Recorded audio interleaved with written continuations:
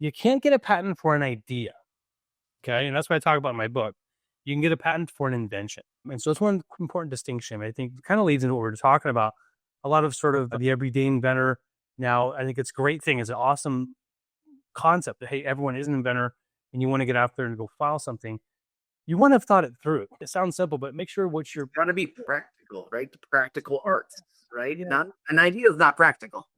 What should I be prepared to provide a patent illustrator?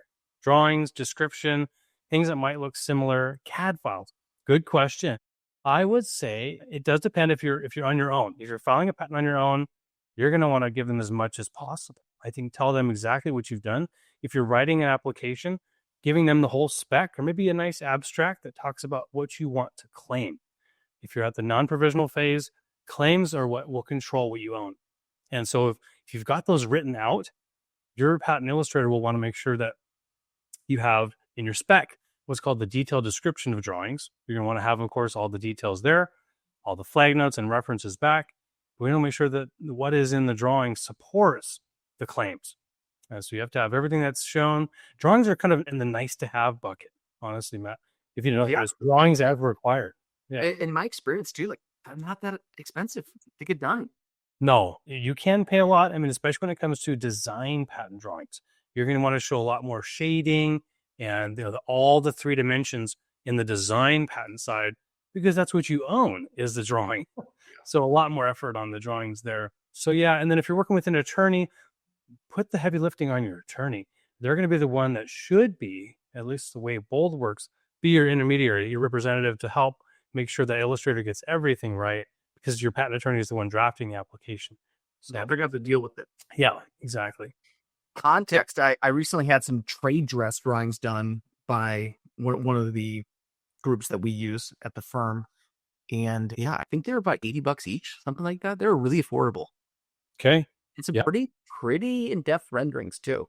I mean, they were generated from a photograph, right? So I imagine it's a lot simpler than you might think it is, but they're pretty good. On that note, you nailed it. ChatGPT, first thing it said is, hey, be prepared to provide your illustrator with clear written description, 1 point for JD, highlighting key features and how it works. But also, I missed this, give them photos, rough sketches, send them existing prototypes to convey the structure and function. That's right on. If a similar product or patent exists, provide those references as well. So if you know of other patents that have been issued on the same or similar subject matter, why not use and lean on kind of someone else that's gone through the patent process, gone through examination. So I like that suggestion as well. I'm in the process of filing a trademark. I was asked to amend my description of my logo, as well as update my class descriptions. Inside the amend response form, I see the option to upload the specimen as well to the website the mark is on. Do I need to input this information again if I did the initial application? The reason I'm asking is that I want to go to the end of my response to download the PDF. I see a quote, no response in those rows. Pretty detailed question here. Any help? Yeah, pretty straightforward. So like 2 parts to it. One amendment, but 2 parts to the amendment. The first is for the description of the logo. One thing that I've been doing in the last few months that's worked out incredibly well is using ChatGPT to generate the description of the logo for the USPTO. It does it beautifully, like perfectly. I've had no pushback from the USPTO when I use ChatGPT to describe the logo to them. So that's what I've been using. So that's my recommendation for new applications.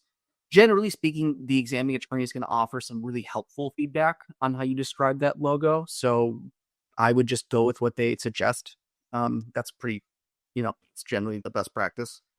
And then with regard to amending in the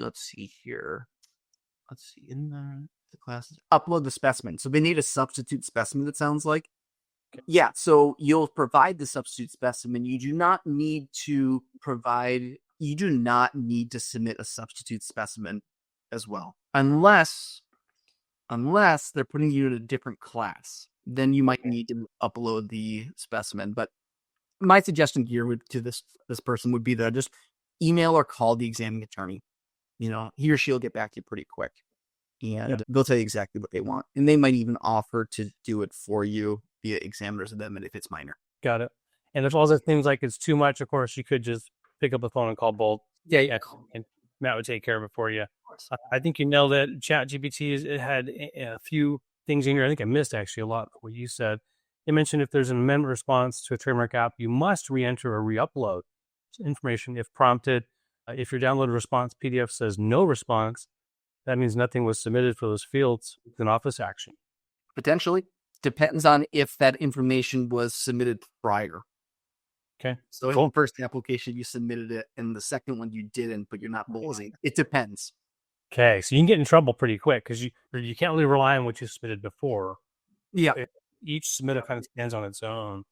Yeah. If I was putting it into a different class, I would probably re-upload that same specimen, again, just because but worst case, the examining attorney is going to issue another office action and you'll have another 3 months to fix it again. Basically everything can be fixed at the USPTO if you do it in a timely fashion.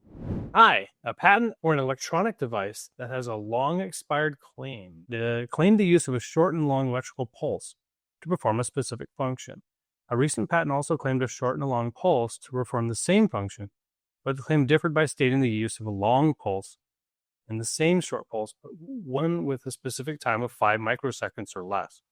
I'm no expert, but it seems to me that the older patent did not need to claim any pulse times, and this claim should have caused the new patent claim to be rejected. My question is this: should the claim in the second patent that only added the short pulse time have been granted? Would the assignee of the new patent still have a valid complaint based on the existence of the old patent if the method were copied? So there's an old, basically it sounds like an expired patent that's talking about, hey, long pulse and a short pulse. Generic. They were the first, they were the grandfathers. So they sort of had that nice broad protection, broad rights, exclusionary rights. And a second patent came in and was issued, and with a much narrower scope regarding the second one being specifically 5 milliseconds, I think it was, or less. Yeah, something like that. Very short amount of time. So a couple of things. You would have to really answer this, you'd have to look at what's called the prosecution history. It will see if the examiner, and this is public information, inside public, it's now called the patent center. Go see what happened. What did the examiner cite that expired patent that you're talking about? It's likely they did. You hope they did, if it's that so close. And there was probably some back and forth. And my guess would be that the patent owner, and maybe if they had an attorney, was able to successfully argue that it was not an obvious amount.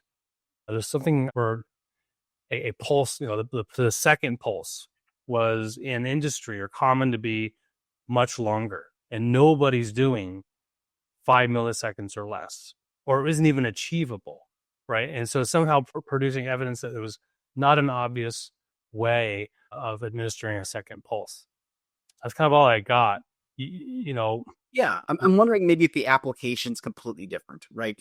Same technology, but different use case, right? And they're using it in a different way for a different purpose, but similar technology. I suppose that could potentially. I think so. Yeah, right.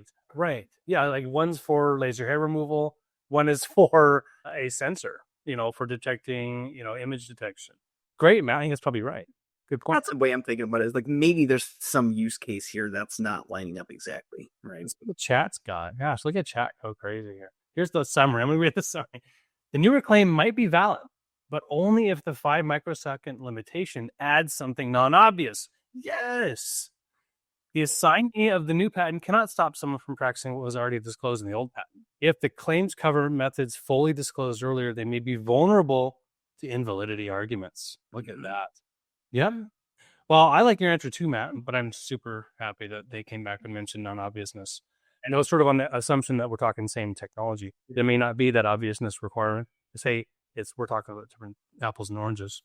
Mm-hmm. Great question. That was fun. That was good. I'm looking to start an educational company that provides educational services. That's good. I have a name that has been used for 9 years or so. It has not been registered. They say trademark, but not registered. And I'm looking to trademark it. Great. However, my search revealed that a trademark was filed for a company that I can find zero info on outside of the trademark search that sells custom products in the industry. What?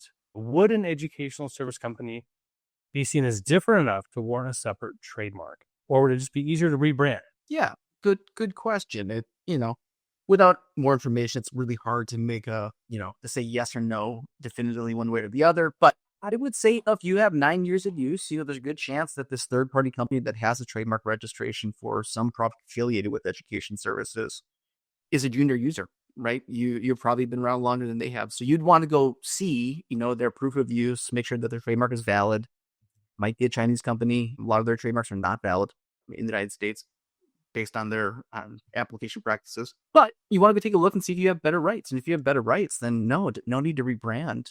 Talk to a trademark attorney and see about, either approaching them, asking for a consent agreement, or filing a cancellation if they haven't already filed Section 15 incontestability document. So yeah, lots of options. But I think the first thing to do is just talk to someone who can give you the yes or no answer. And this type of thing, I think an attorney should be able to look at this pretty quickly if they know what they're doing and give you a yes or no what to do. That sounds good. Yeah. And you mentioned, better rights. Yeah, better rights. So first in time, first in right in the United States, meaning, first in time to go to market is the person who presumably has senior user rights in the United States. Kind of different than patents in some ways, but first in time, first in right, meaning who goes to market first gets the trademark. If you file the trademark before the other user, who might be a senior user, their application is junior to yours at the USPTO, but their rights are senior, meaning that they're going to have to challenge your first applied for trademark first. Okay. So in this case, that could be what happened. Upon analysis, the person asking the question, the 9 years, in some likelihood, may have the common law right, but be the junior rights holder. You have the junior trademark at the USPTO, but have the senior rights. The senior rights. Very good. So, yeah, I think once those two questions are answered, you kind of have an idea of what to do next. How and what website do I go to in order to obtain a patent for an idea? Bullpatents.com. Bullpatents.com. Just knock it out of the park. I could pick this one apart a little bit and be kind of a jerk, and I'll kind of lean that direction. You can't get a patent for an idea. Okay, and that's what I talk about in my book. You can get a patent for an invention. And so it's one important distinction. I think kind of leads into what we're talking about. A lot of sort of the everyday inventor now, I think it's a great thing. It's an awesome concept that, hey, everyone is an inventor and you want to get out there and go file something. You want to have thought it through. Think it sounds simple, but make sure what you're... Got to be practical, right? The practical arts, right? Yeah. Not an idea is not practical. Right. You want to, and not only just an idea, but something that you actually want. It is something you're motivated to go take action on and implement and see it through. And not just an academic or theory concept or practice. We work with inventors at Bold that are actually going to have an impact in the market, either through themselves or through licensing. And there's a plan. So if there's a business plan, a concept, a marketability, something more definitive with your idea, and you've thought it enough through, you can write it out or speak about it such that someone else could build it or you could build it. Now you've got an invention. Okay, now from there, there's a lot of different places to go. One, you can do it yourself. But that can be most fraught, especially if you're not one to, go through and want to learn and spend a lot of time and go through this kind of iterative process, which could be painful. I don't recommend going it alone. But I do think you can start by learning about what is in the law and learning about what kind of an attorney you want to hire or a patent agent. So patent agents did not go to law school, but they passed the patent bar, and they do represent inventors quite well. And they tend to be more technology focused because they're really not trained in the law. Hiring a patent attorney will give you kind of that more holistic approach, covering both infringement, litigation, pre-litigation support, as well as some insight on case law. And you will pay more hiring a patent attorney. That's what we have here at Bold Patents. A lot of different places to go, lots of different law firms. So call around, make sure that, it's the right law firm attorney that you're going to be able to work with. Make sure it's someone you can trust and, learn their style. It's not always about price, not always about, making a decision based on cost.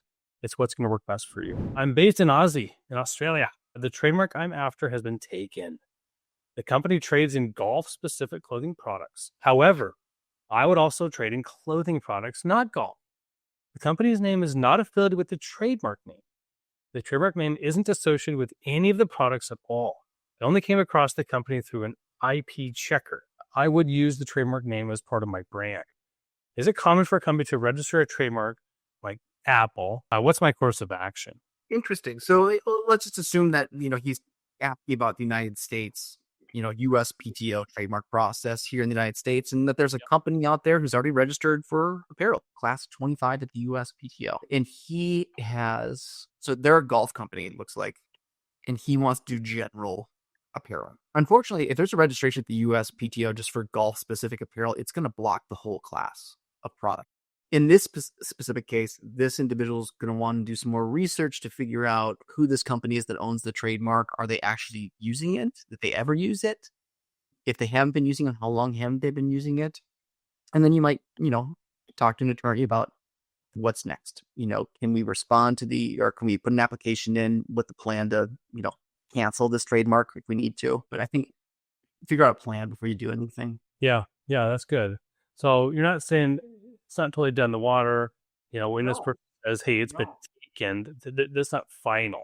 It's no, yeah. A lot of times I'll talk to clients in this situation who might have been using a trademark for 10 years and now they're, getting ready to sell in the next couple of years and they want a trademark registration. They think that's important, or someone's told them that's important, or the buyer wants it.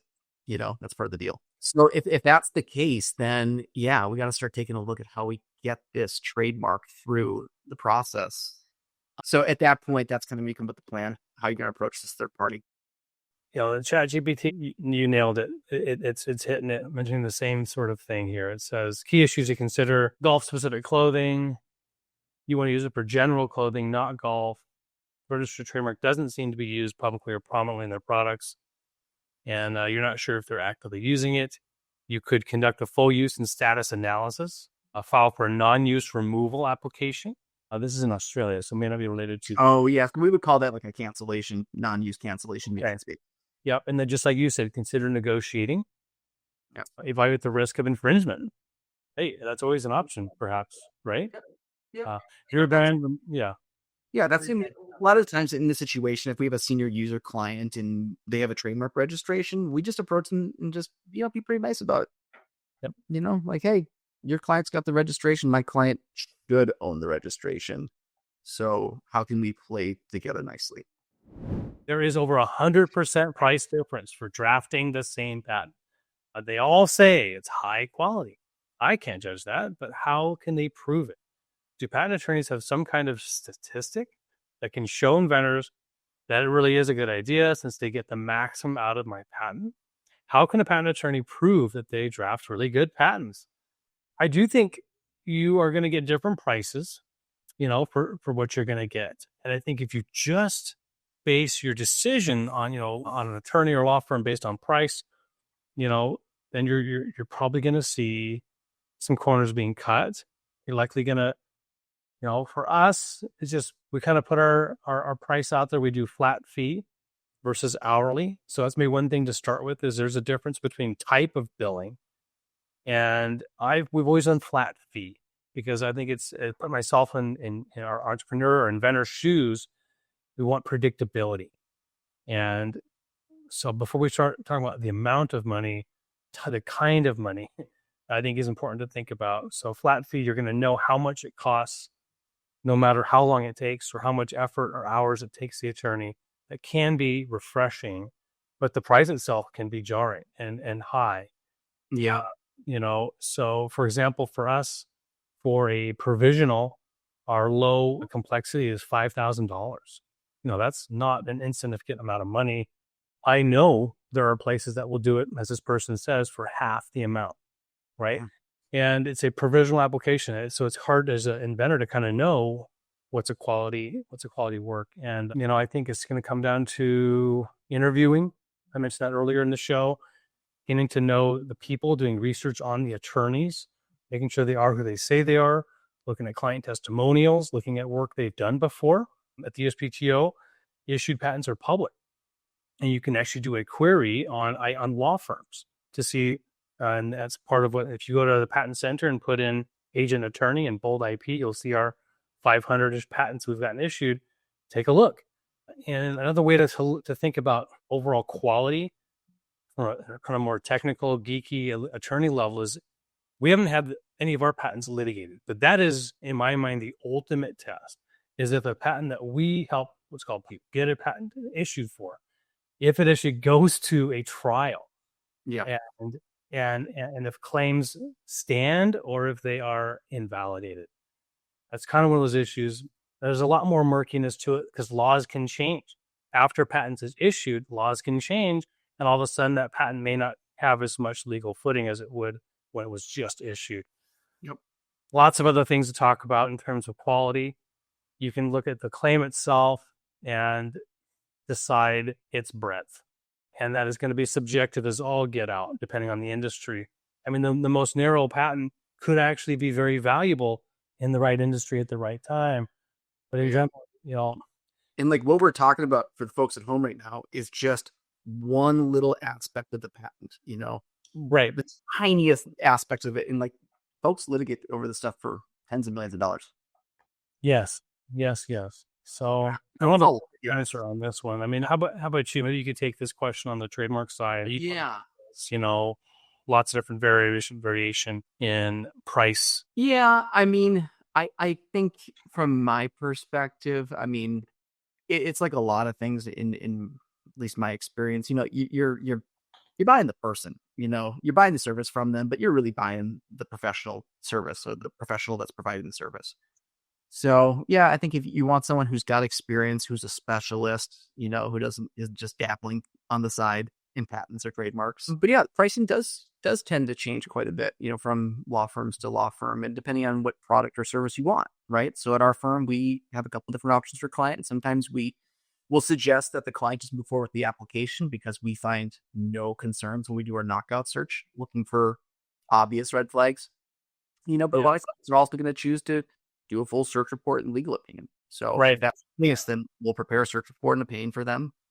It just depends on client's budget too. But just in terms of picking your attorney, though, I think if you can get some references from other people in your industry, I think that's the best way to go. Absolutely. Yeah, ChatGPT, this one came back, said some good stuff. Patent attorneys can demonstrate quality through several indicators, high grant rates, also kind of an asterisk, because, hey, if you make it so narrow, you're going to get them all granted. Yeah. Minimal opus actions, strong claim strategies.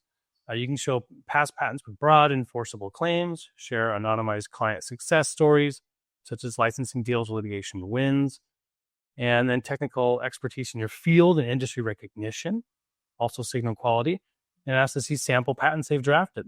Yeah, I think that'll make sense. I was thinking too, when it was talking about like, trade or patents granted, we kind of had the same thing on our side in terms of like looking at the applications that register. It's hard to quantify it though, because not all clients go to market. Right. Trademark applications, right? So it's really hard to get a good sense for, the quality of your trademark or patent attorney based on those numbers. Yep. Yeah, I think I would hire someone based on experience and then just the impression you get from them. Are they someone who's going to be there for you when you need them, right? Yes. So I think people have a general good, they have like an intuition. And am I being oversold? Am I being pitched to? Does this feel slimy? Does this sound good? Yeah, good through. Trust your gut. Kind of classic advice. 100%. Yep. Okay. I just created my modified version of a trademark on its own. Is there any reason to worry about the original trademark being resurrected by somebody and then my trademark being challenged, retroactively infringing somehow? Right. Usually it's like, people like who have like a childhood brand that you remember that's long since gone out of business and they want to bring it back. You can do that. It's possible. You got to do your due diligence and make sure that the trademark truly was abandoned, wasn't just transferred to a third party who's still keeping it alive somehow. So you want to look at the USPTO for any registration certificates that are still live and in force, and then see when they were abandoned. That would be important. And then you want to look to see if there's some common law usage out there of its trademark. So is anybody still using it or still selling surplus product of it potentially, right? Is this product still available to purchase somewhere, somehow? And, the owner of the trademark, are they still in business? You probably have to do some due diligence there.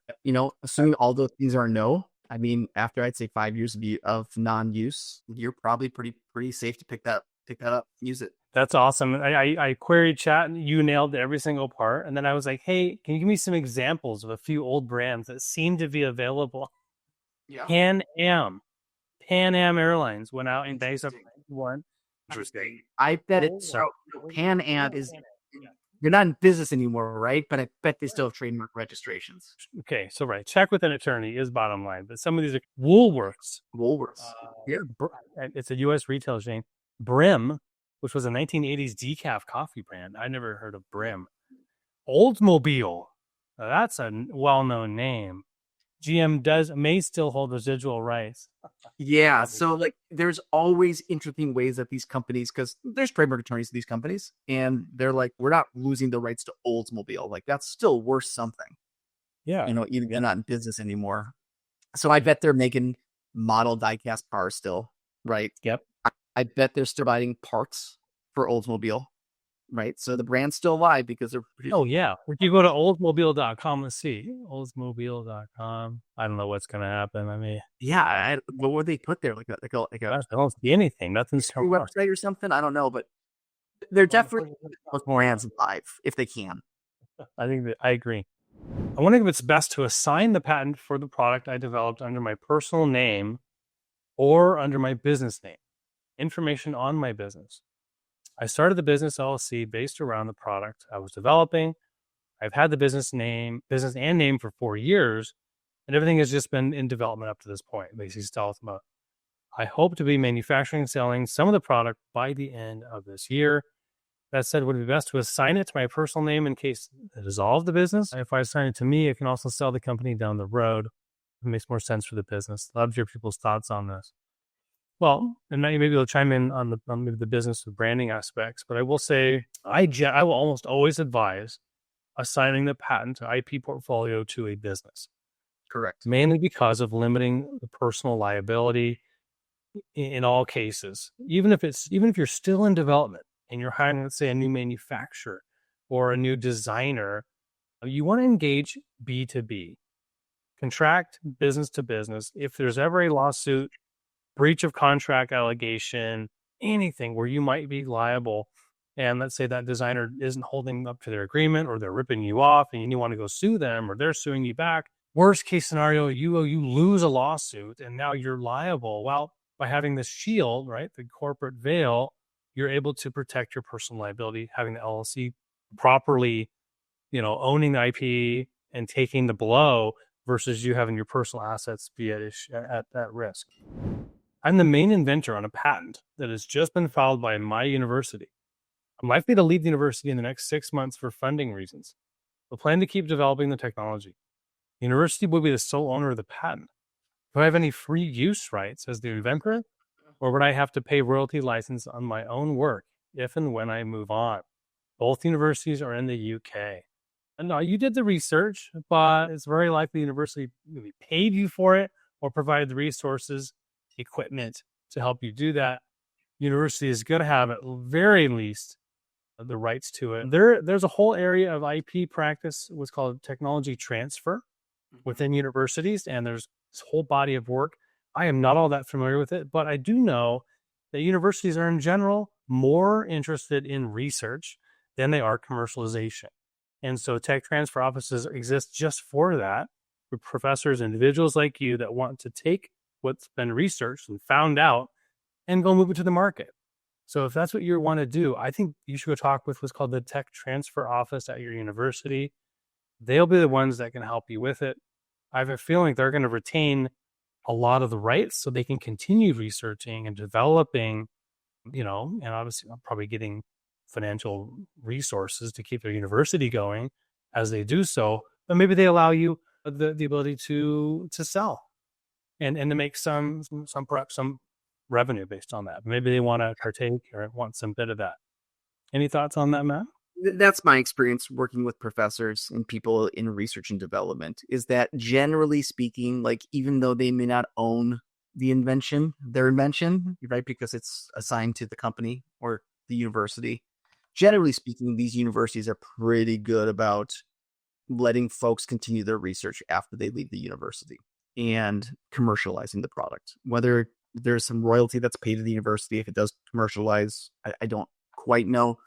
I know in one of my clients that was the case. They were able to take the research with them, but in exchange they made a commitment to pay the university X percentage.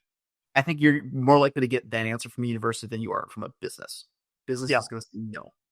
Yep. Is they know. University is going to say, probably, yeah, go for it. But you get it done before you go start selling or making the widget. Yeah, because the university, at the end of the day, like they're trying to recruit the best researchers to come work for them, right? And if you're known in the industry as a hard place to work, or not very kind to your inventors with their rights, yeah, people want to go there. Not want to go there. You nailed it.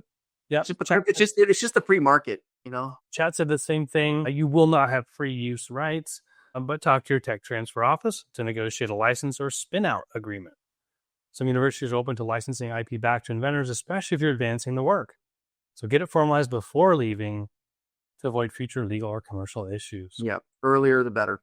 Have that conversation. I wondered if this individual's thinking like these free use rights. I wonder if is that kind of like artist rights? Because in the last few years we've seen a lot more of these like musicians like taking back their work, right? Kind of clawing it back. Yeah. Like from a copyright perspective. I wonder if that's kind of what he's referencing here with free use. Like I never really heard that term before. Have you? Yeah. Well, I think there are in the patent world, I believe you can assign it to some entities. I'm blank on the name of the entity.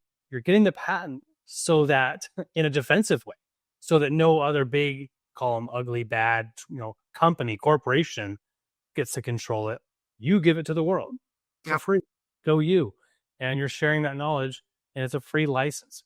But there's still, you still own that ability to exclude, IBM or Apple or any of the big behemoth, maybe someone who's classified as a large entity or by the IRS or whatever. So you do get to control who does and who doesn't.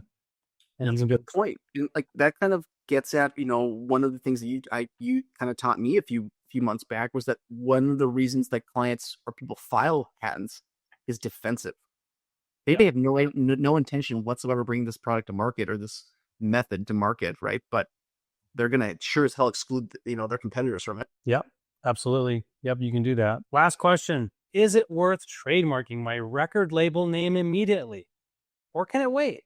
And what are the risks? Can it wait? Maybe. Certainly, when it comes to the USPT on the amount of applications filed, which is insane, by the way, it's like 20,000 a week or something like that. Relatively few of those are going to be for recording artist services, whether it's production or recording studio services or post-production or whatever, editing services. So, there's a chance that someone's going to file that trademark between now and when you get around to it. But my pushback as a trademark attorney would be like, well, we're talking about you filing this trademark already, which means that you should file it because it's important to you. And if you're going to file it now or in 2 years, you might as well file it now, right? I know it's a little bit more money, but at least then we're doing the right thing the way it should be done, which is file it early as opposed to wait and then have to pull it back later.